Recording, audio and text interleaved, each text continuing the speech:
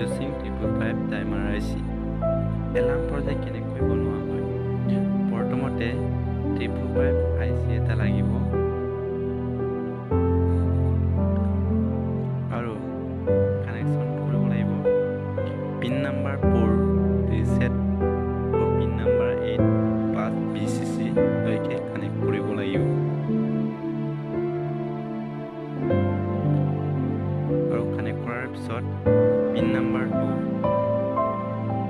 টিগল pin number 2 আৰু pin number 6 তেছল voltage লৈকে আমি কানেক্ট কৰিব লাগিব কানেক্ট কৰাৰ পিছত পিন নাম্বাৰ 8 প্লাস VCC লৈকে আৰু পিন নাম্বাৰ 7 লৈকে ৰেজিস্টাৰ দ্বাৰা কানেক্ট কৰিব লাগিব 1 কিলোমৰ ৰেজিস্টাৰ আৰু পিন নাম্বাৰ 7 ডিসচাৰ্জিং পৰা পিন নাম্বাৰ 6 লৈকে 1 কিলোমৰ ৰেজিস্টাৰ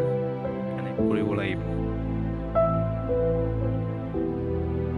কানেক্ট কৰাৰ পিছত পিন নাম্বাৰ 1 গ্ৰাউণ্ড লেফট সাইডত কানেক্ট কৰিব লাগিব pin number 8 plus VCC right সাইডে কানেক্ট কৰিব লাগিব কানেক্ট কৰাৰ পিছত পিন নাম্বাৰ 1 আৰু পিন নাম্বাৰ 2 ৰ মাজত এটা কেপাচিটৰ কানেক্ট কৰিব লাগিব কানেক্ট কৰাৰ পিছত এটা ভাইব্ৰেচন পিন নাম্বাৰ 3 আৰু পিন নাম্বাৰ 4 আউটপুট এণ্ড ৰিসেট মাজত ভাইব্ৰেচনটো কানেক্ট কৰিব লাগিব আৰু 4 নাম্বাৰ কানেকশন কৰিব লাগিব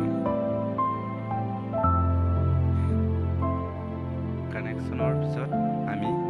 বেটাৰী পাৱাৰ সাপ্লাইটো দিব লাগিব প্লাস VCC আৰু লেফট সাইডে গ্ৰাউণ্ড আমি লেফট সাইডে গ্ৰাউণ্ডটো দিব লাগিব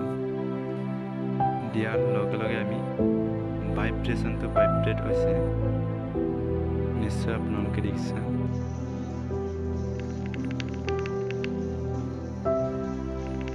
আৰু আমি এই ভাইব্ৰেচনটো সাউন্ড প্ৰডিউস কৰিবলৈ হলে টেমাৰ এটা লাগিব টেমাৰ ভিতৰত আমি ভৰাব লাগিব ভৰাৰ পিছত আমি আকৌ এপ্লাই কৰিব লাগিব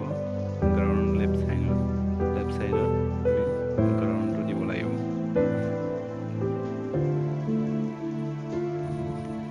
এতিয়া সাউন্ডটো প্ৰডিউস হৈছে